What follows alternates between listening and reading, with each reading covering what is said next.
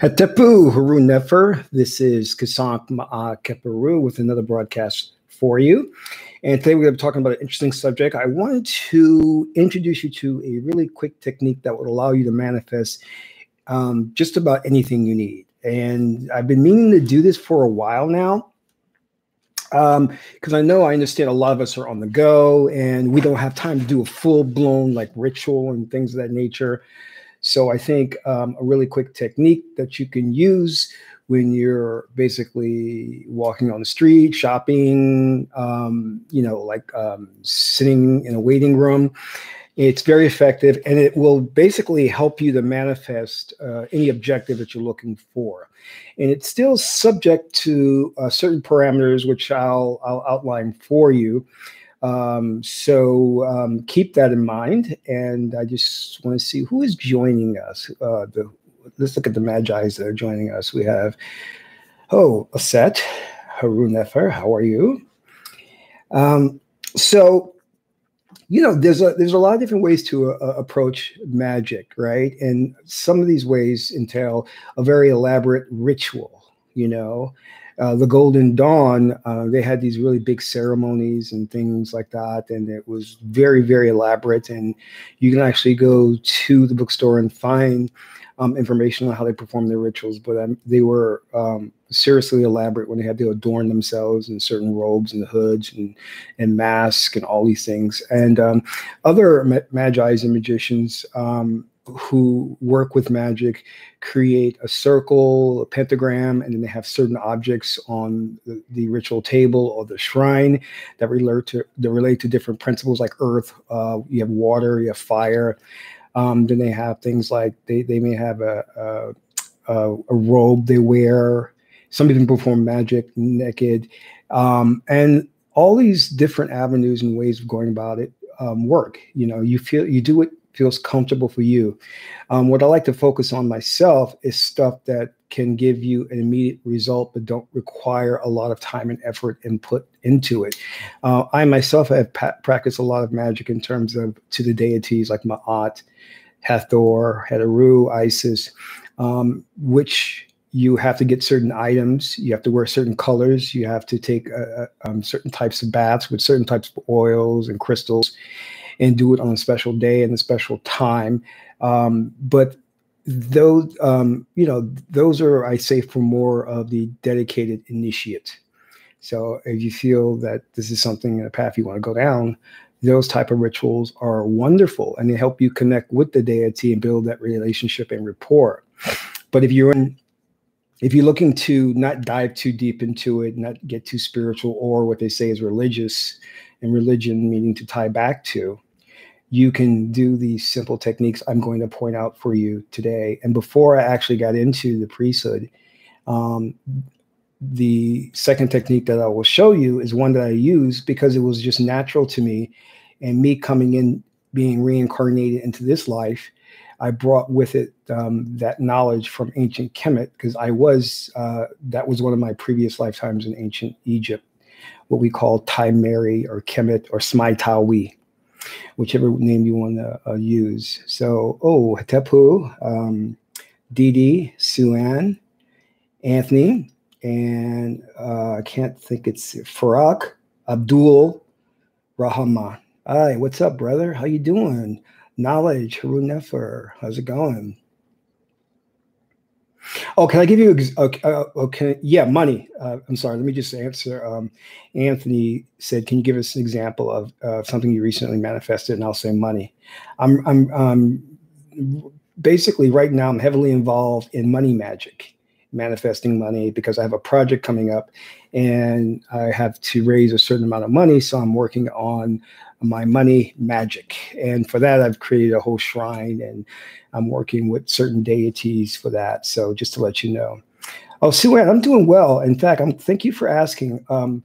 I just found this herb that I took, which was sitting in my cabinet, and it's been there for a while. And I took it, and I had phenomenal results. It was just amazing. I've been testing different herbs, and this one particular herb is, like, to be honest with you, it's changed my life. and it brings about a certain clarity and focus to you. You know, I mean, just something like that movie where the guy took the MTZ pill or something like that, Limitless. This herb I took was just like off the chain, man. I was just like, wow. You know, I'm like, and I was only taking a small dose. The recommended dose is 2 capsules per day. I was only taking 1. And I said, if it's got this result off 1, I was like, wow. So, and you know, it's funny because I should have realized that because, you know, before I buy these herbs and, you know, everything I buy, I always consult the I-Ching oracle, you know, and the I-Ching said, point up, this is a kick-ass herb. And for some reason, I was doing a lot of readings on different herbs and lost this reading until I came back to it recently and said, oh, wow, all these other readings I did on all these other herbs were not very good, but this one was right on the money, and I don't know how I missed that. So that's why it's been sitting up in my cabinet for like a while, and I haven't tried it. But I'll do a video on that one because I think it can help everyone, including children. I want to talk about, just real briefly, Jane Randall's book, Breaking the Time Barrier. So Jan Randall, she's a scientist, and she gave a lecture recently, and the lecture blew my mind. It was, she's one of the only scientists that's really doing in-depth study into time travel. And what she validates basically is what I've always said, that the first form of time travel happens with consciousness. So your consciousness can travel forward and backwards in time. And I think I spoke to you guys about this earlier this week on you should try you should try that where you're astral projecting and you're projecting to the future or the past. You should try. I did it, and I went, as I said before in one of the videos, I talked about it, where I went 6 months into the future, and it was a very unsettling experience because I didn't intentionally try to do it, but it happened, and it was one of the most amazing experiences of my life. And it's something you have to be ready for, because this is not movies and TV. It's real. You know, and you're going to find yourself in a time and a place where you don't know and not comfortable with. You won't know what year it is, what day it is. And there's going to be specific things happening, and you want to take that knowledge with you when you come back to the present time. Therefore, you can prove it and legitimize it, you know. And never forget that we are with we exist in an energetic universe. And what do I mean by that? It's dynamic. It's intelligent. So if you speak to the universe, it will speak back to you. And I'll talk a little bit about that as well. Because the fallacy that we've gotten into by most modern scientists of the 20th and 21st century is that reality is there's no consciousness and there's no intelligence to it. In fact, the Greeks who, you know, we talked about, who are pioneering Stoicism and logos, didn't believe that there was a meaning to life and that there was no intelligence to it. Well, we know from our ancient Kemetic ancestors that there is a meaning to it, and there is an intelligence behind it that can readily communicate with you through omens and signs, and you just have to reach out to them. And in fact, it was funny last night. I was trying to get to sleep, but I couldn't get to sleep because this spirit came into my room and it kept calling out my name. And at first I thought I was hearing things. And then I said, wait, what is this? And then I listened closer, and I heard it calling my name. And then I was like, well, what do you want? What? And I was answering it, but it just never really said anything after that. Or like, I guess it just wanted me to know that it was there, that his presence was there. But it never like exposed to me, or I wasn't privy to what his intentions were and what it was doing. But that's fairly common because I'm very right-brained. I meditate a lot, and I go into different alternate states. So I'm going to have these visitations by spirits, and I understand the truth that we're living in an energetic universe. So I'm not afraid when these things happen. Meanwhile, most modern movies, TV shows want you to be afraid of what you can't see. They want you to be afraid of the ghosts. They want you to be afraid of the interdimensional beings. They want you to be afraid of the aliens that exist in Alpha Centauri and all those other galaxies, thousands upon thousands of galaxies. So they want you to be fearful of all this because they feed off the fear. They feed off that. But when you accept these things with, as the I-Ching says, innocence and receptivity, the second hexagram in the I-Ching, then these things want to communicate with you. and then you can start a dialogue, and then you gain power that way. All right. So don't be afraid of the unknown. Explore. And that is symbolized in the tarot deck by the Fool. The Fool is embarking on a journey, and he's emptied himself of all preconceived notions and judgments so that he can fill himself. And I-Ching talks about this too with the cauldron. Before the cauldron can be used, you have to turn it upside down, meaning get rid of all the subconscious junk in your mind, the ideas, the preconceived notions, the judgments, the prejudices. Get rid of all that stuff first, and then be receptive. Like I'm very open. Like if you want to talk about flat Earth, I'm willing to listen to, as long as you could present a legitimate argument. But if you come to me with just stupid stuff, then I'm like, all right, you're not talking like real science now. You're talking like ridiculousness, you know. So I'm never one to like shun new ideas. I'm always open to that. And when you're open to that, then you start to come out of the matrix. You know what I mean? It's only when you're firmly grasped in a certain belief system, like many Christians who go to church on Sunday, where then you become robotic, you become a zombie, you become a slave to a system. And that's exactly what they want you to do.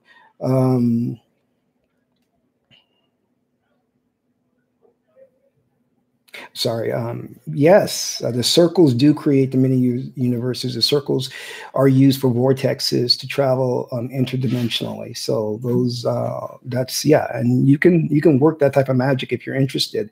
In fact, let me see if I can pronounce your name. Kekus Girl? All right, I'll call you C Girl. Research a book by Francis Bardon. He goes heavily deep into interdimensional travel using circles. He's one of the first occult practitioners, and he's very well known for getting into the details and the depth of all of that. So I've read a lot of his work, and his work is really, really good.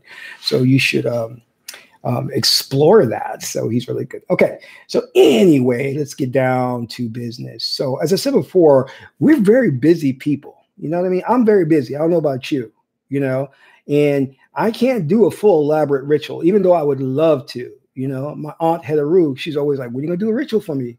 I said, Het-Heru, I will do a ritual, but I just need some time. Give me some time, you know?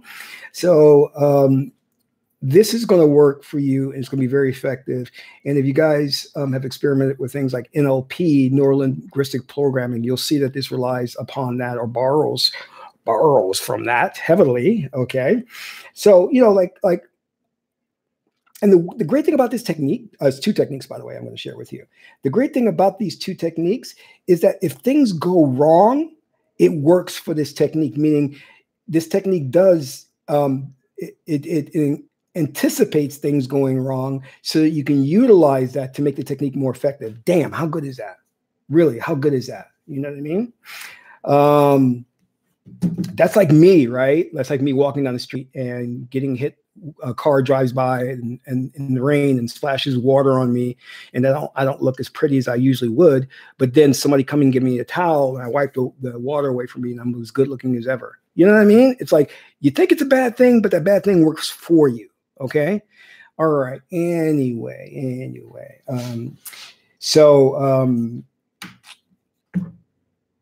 I had a funny story, but I'm not going to tell it. First technique, okay? This technique works in two fashions. Okay, so the first thing you're going to do is your mind, your right brain needs a reference experience. You cannot do anything if you don't believe in it. And instead of putting you guys into a hypnotic trance state where I feed you post-hypnotic suggestions to believe in something, which will take a long, long time, we will use this technique.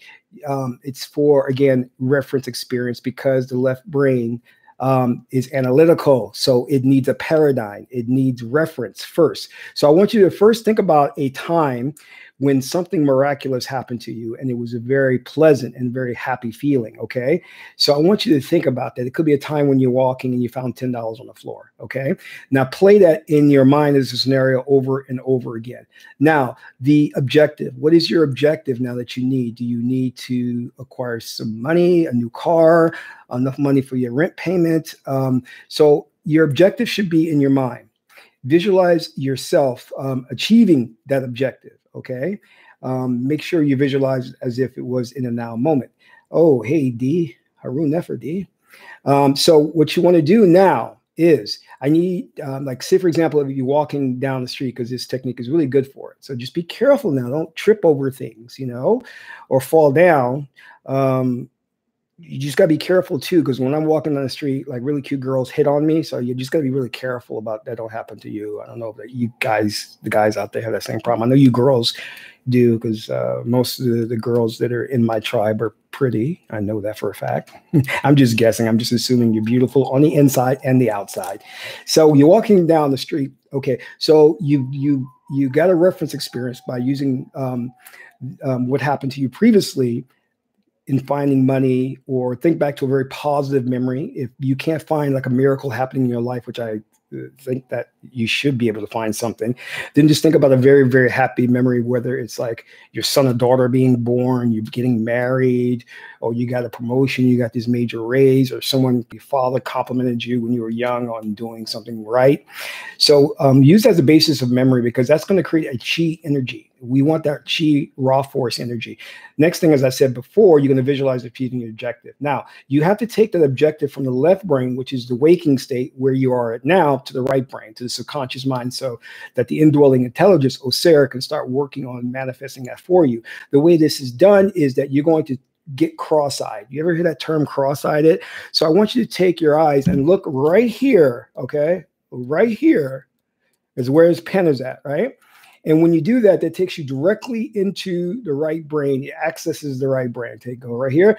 Now I want you to visualize your objective when you do that. Now, I know this is a pain in the butt to do this. You're like, oh my God, I hope my eyes don't get stuck like this.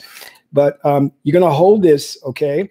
And you can hold this for about, I would say, a maximum of 30 seconds, all right, while you're visualizing. Now, while you're visualizing, emote, come up, feel the emotion of you achieving the objective, okay? Now, about 20 seconds into this, you need to do what I say is ping reality, P-I-N-G, ping reality, okay? And what that is once you have visualized this objective and you've got it firmly implanted in the subconscious mind, you now are going to say to yourself, don't say it out loud, people will think you're crazy. You're going to say to reality, please show me a sign that you're working on this objective and it's coming to me. Say it just like that to yourself mentally. 30 seconds, come out of that state. Then you may be a little blurry in your vision, but come out of that. And that is it. Now, what do I mean by ping reality? I'm asking reality. It's a computer term or internet term. You get on Facebook, someone pings you with a hi or something like that. It's very annoying. I get a lot of pings. So what you're asking reality to do is, number one, work on bringing you to the objective. But prior to doing that, show you a sign that it's actually going to do it. So example, if I'm trying to get, let's say, for example, $100, right? I'm asking to manifest $100. And I go 20 minutes into the visualization with my eyes crossed like that. I ask reality to ping me and let me know that it's working on this, okay? The next day, I find $10 on the floor. That's an indication reality is communicating with you that it received your intention and that it's working on it. Now, all you have to do at that point is to let it go. Do not have doubts. Do not think about it over and over again. Do not get worried about it. Do not try and expect it and say, well, it should come next week. Hopefully it'll come 2 weeks. Don't do that. You'll sabotage it because reality doesn't respond to that. That's a negative emotion. And what that does is deplete the chi force, the raw energy. Okay. Now, here's the great thing about this. All right. Say you have a fight with, I don't know, let me just see. Say you have a fight with like Jennifer Lawrence, all right? This, she's a popular movie star. And, say she throws wine on you, okay? And you're really upset at Jennifer Lawrence for throwing that wine on you for no apparent reason. And it's red wine, which doesn't come out very easily, all right? So, I'm speaking hypothetically, not that I was in that situation. No, that's just hypothetically, and hypothetically, you got a lawyer to sue her. No. Okay. I kid. Okay. Suppose someone really makes you angry, right? But you're still working on an objective for manifesting $100, right?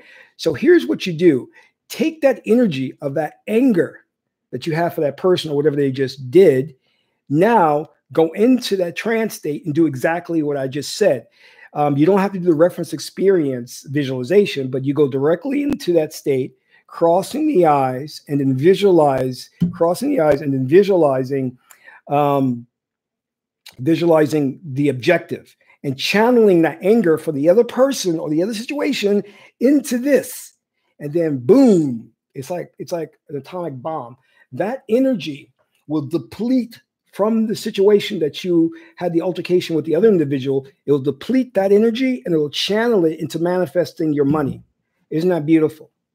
It does two things at once. It dissolves that situation so that when you replay it in your mind, that altercation, you won't feel the intensity of the anger, and it channels that emotion into your money, getting your money from reality, from the universe. Okay, does that make sense? So it's a very powerful technique in that sense that it utilizes whatever excess energy that's on the peripheral that you may have. You may have gotten mad at your child, your husband, your girlfriend. You may have gotten mad at the doggy who took a poo poo or doo doo on your rug. So channel that energy into this and do this exercise and watch how. Because what you're doing is it's like a battery. You're a recharge battery. You're charging. You're charging that objective, that intention, that visualization. And the more you charge it, the more powerful it becomes. But now here's the kicker. Don't keep doing it. I mean, it's okay to do it like once, 2 times, 3 times, but after a while, you got to let it go and let the universe work on it for you, and let the universe ping you back to let you know that it's working to manifesting. Now, what happens if you don't get a ping? Well, if you don't get a ping, that's not a good sign. It's not a good. The ping should happen immediately. It should happen like within a week. But manifesting the money or whatever it is that is your intention may take however long it takes, depending upon what you want. If I say I want a mansion with 16 rooms, that's going to take a while to manifest. It could take anywhere from 30 days to 6 months to a year. All right. You have to be patient with it. But if you just ask for like $100, you can get that within 30 days or a week or whatever. So, any scenario, a better job, you know what I mean? A better job offer, it could come to you fairly quickly.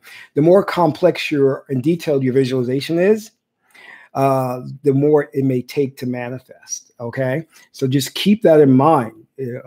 And the more you charge the more you charge the intention, charge it with the emotion, the more powerful it is.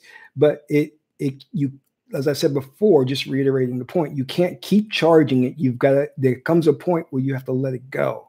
And then the best way I do this to let it go and forget about it is to then work on another objective that's just as important and I want just as much.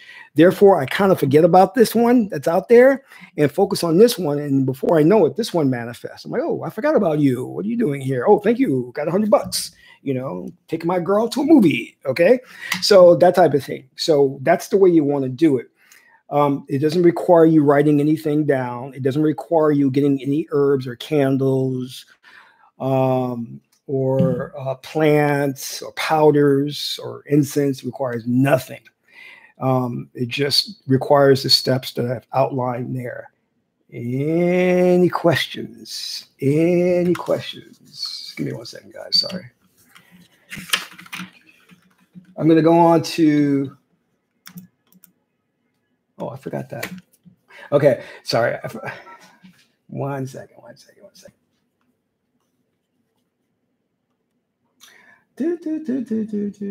Okay, questions. Yeah, that's a good question.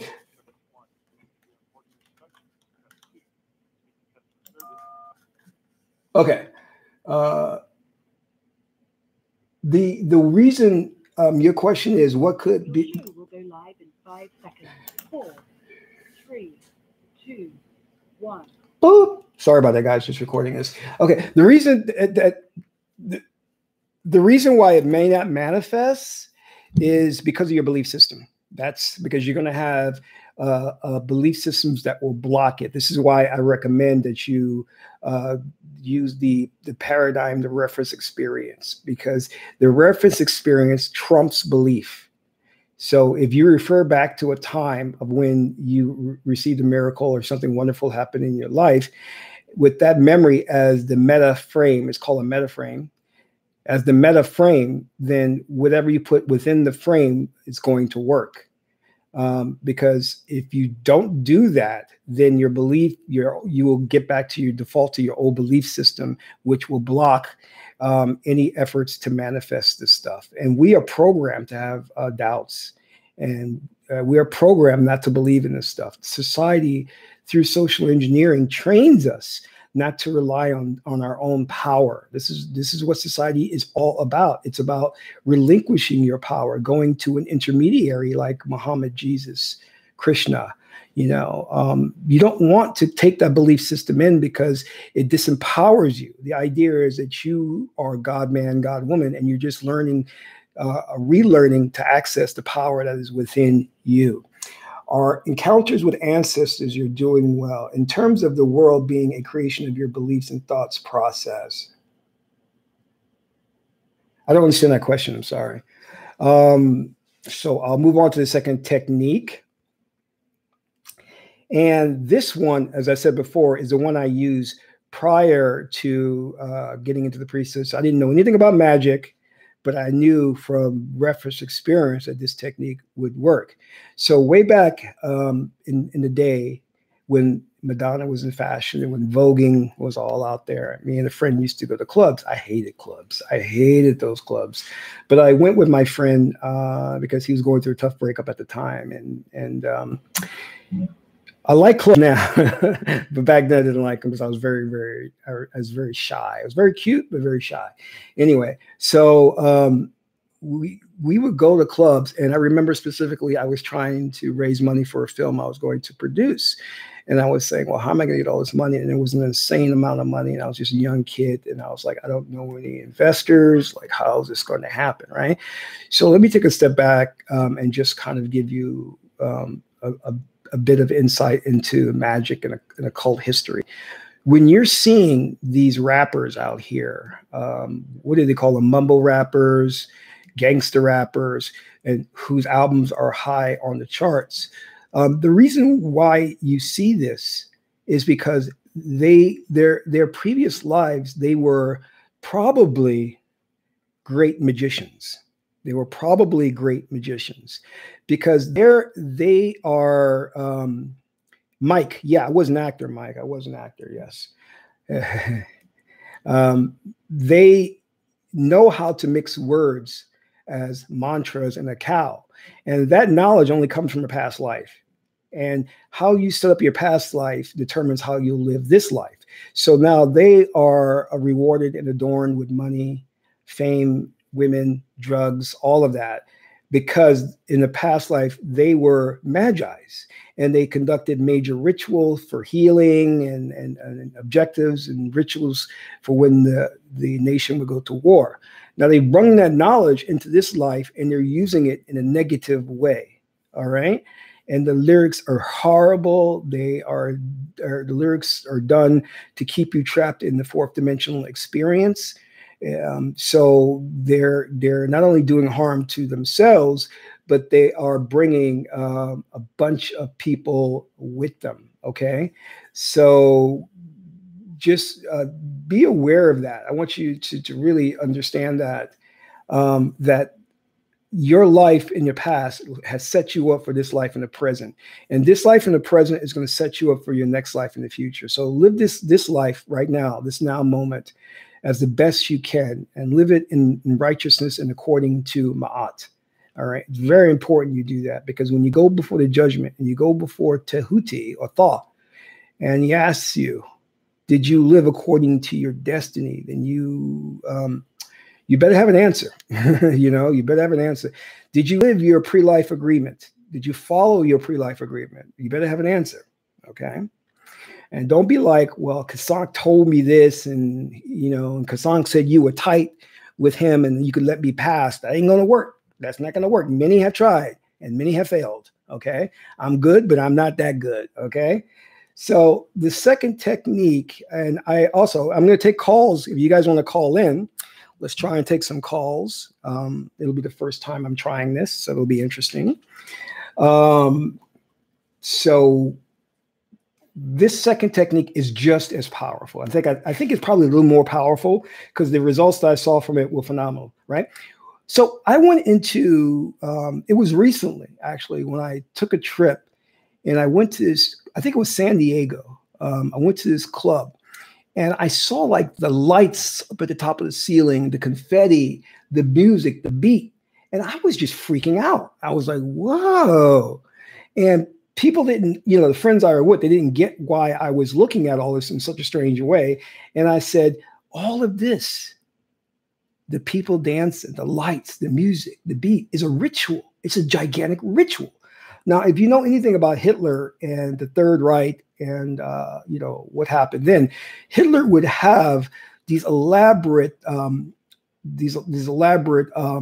there were rituals, but they were these show of force. And he would take the SS and they would all come out in a mass display with the swastika burning, and they would walk around the swastika. And I'm talking like thousands of troops, right? And because Hitler was into the occult, and this was a ritual. They were charging the swastika and charging their intention, okay? And with the music playing and them marching, all that's a ritual. And that's how, if you look at how Germany almost took over the world based on that in a short period of time. So anyway, so when I went to the club, I was like, this is all a ritual. And the unfortunate fact is they're seeding with the wrong intentions. So if you could create the lyrics that would identify you with your true essence of who you are as God, man, God, woman, and release your power, you would have a world full of magi's and magicians. It's phenomenal. So anyway, going back to what I was saying before, is that what time is it? Oh, I got to get out of here. So when I went to as a neophyte, when I went to the club, and the beat of the music, I felt it and I saw the lights. And what it did was it took me into a trance state, and I would visualize meeting investors, meeting people with money. And lo and behold, shortly thereafter, I went to this club for about a year. And because the first time I went, I knew what was going on. I said, this is a ritual. All right. I went back again and back again. And I started to see results. I said, man, every time I go to that club and I see myself with an intention, and I see the lights and I feel the music and I go into trance state, every time I do that, something that I want manifests. I was like, wow. So I was like, tell my friend, let's go back to that club. Let's go back to a club. And we would go back and I would just seed myself with new intentions. And I was starting to meet these investors. At one point, I had a whole group of investors call me up out of the blue, wanting to meet with me. And I was like, wow, this magic stuff works. So that is another technique for you. And this is very simple technique. I would say you can sit down, you can dance, and listen to music. Let the music get inside you, dance to it, and visualize your objective. Get excited. Now, if you look at the traditional African rituals, there's two important things that they do. Number one, when the priestess, the high priestess or high priest, goes into a state of trance, what's the first thing that happens? Their eyes cross. You'll see it. Their eyes will cross. Exactly the technique I showed you for the first one. What's the next thing they do? You'll see them dancing, and they dance to the point of exhaustion, and the dancing takes them into a trance state where they seed the intention that they want to achieve for the tribe and for the nation. So you're doing the same thing, except don't listen to that crazy ass lyrics. Like, I'm a thug, I like banging, this is thug life. Don't listen to that. That'll mess your head up. Get something that has a really good beat to it, and probably no lyrics, and dance to it. It really let yourself go to the music, but all the while seeding yourself with the intention. Does that make sense? Okay. And what you'll find is the more excited you become dancing and in that trance state, the more powerful the intention is charged. If you can do it to the point of exhaustion or when you can feel like sweat pouring down, that's the best. because you've totally charged it with your chi force, the intention. All right. Again, you don't need an elaborate shrine or incense or herbs. This is very easy. You do it anyway. If you're a music listener, I'm not a music listener myself, but this is just a great way of achieving an objective through magical means that has been given to us by our ancestors. All right, so let me see if I can answer a question here. Whoa, this would be interesting. Let me see if I can do this.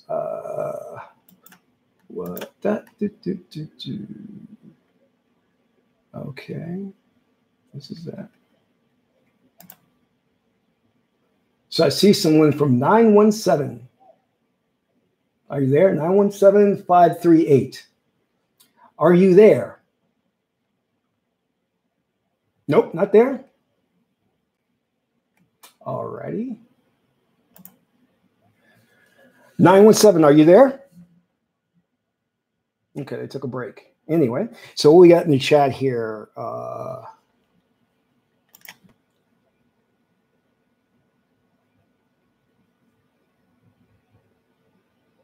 Okay. All right, great. Okay, so that is a technique.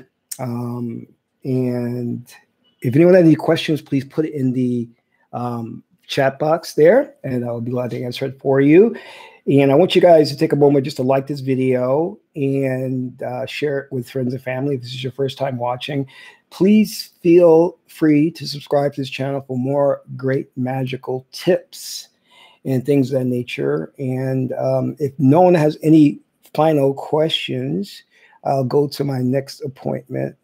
What it says, what I wish to ask is if my ancestor spirits are independent of my belief system. Oh, okay. So that's what he was saying. So he says, what I wish to ask is if my ancestor spirits are independent of my belief system. Yes, because they're part of the MCA, the Mass Collective Agreement. Before we all came here, we are soul groups. And as soul groups or spirit groups, we collectively make an agreement as to certain laws, Ba'at law, and that is law of gravity, oxygen, ancestors. Yes.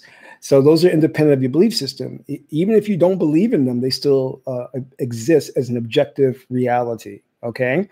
But that is an excellent question. So, and I recommend that you all do work with your ancestors. Oh, how did I set my intention before I went to the club?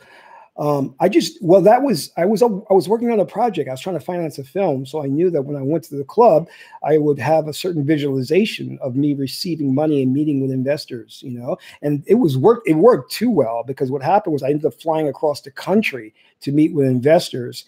And it was just exciting. It was fun. And then from there, it took off even further to where the film took off, and I had to meet with studio presidents, agents were calling me.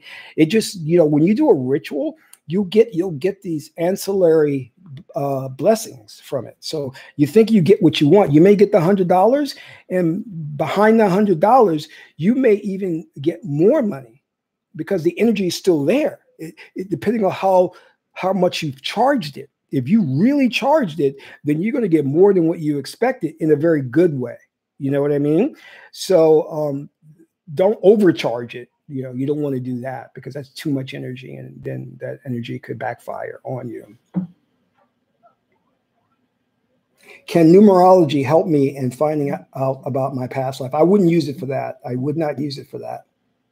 Okay, because the system of numbers that we use in the Western world is not the same system of numbers that our ancient ancestors used, so it's very confusing. So I wouldn't rely upon that. I would rely more on the oracles and divination and past life hypnosis regression. I would rely. In fact, I would really more so rely on hypnosis regression to a past life. I would rely more upon that than anything else, because I think that's more accurate. And they publish more studies to prove that is a legit way of finding out about past life. And they've actually now scientifically proven that you're accessing legitimate memories. And they know from studies that the DNA is encoded with ancestral memories. Okay, so your DNA has memories from past life. This is why we know, for example, families of the Holocaust, families of the transatlantic slave trade still carry trauma in their DNA. So that trauma is still within you. So a lot of times what I do with individuals is, for example, students who want to know about their history, they want to know about slavery, Harriet Tubman, things of that nature, Nat Turner. I say don't read a book. All right, I'm going to put you into a trance state, and you will re-experience that. You will go back in time and re-experience that life as a slave. Now, be careful. You got to be ready for this experience because it will seem authentic and real to you. And this is why I have such a problem with the university system, the education system, because it is secondhand knowledge. They've yet to learn high advanced occult wisdom or metaphysical wisdom to where you can take a person back in time, back to a certain period in time, and they can actually experience it firsthand. So they've yet to catch up to this knowledge, Della, hey, Het-Heru. I should have worn my glasses. I'm like reading and trying to figure out everybody's name. So Mike, thank you, man. Dua. Alma, greetings. So, hey, guys, that wraps it up. I want to thank you all, you magi's and magicians, geniuses. That's the word genii, geniuses, because we're all governed by a certain genii, okay, a certain genie or spirit that governs us, okay, and the Christian tradition, they call them angels. So I want to thank you guys for coming in, and the show's going to end. And tune into my next broadcast, and we'll get deeper and deeper into this stuff. But I want you to try that technique. If you have any problems, please email me at kasank@gmail.com. I can fine tune it for you if you're having problems. Remember, it does work. You just have to do it exactly the way I've outlined it. And I probably will publish this and give it out to you as a one sheet so everybody can follow along the instructions exactly and get the right results. Because I want you guys to be successful in life. I want you guys to be happy, and I want you to live your destiny. This is Kasank Ma Keperu, son of Ma'at and Amun Ra.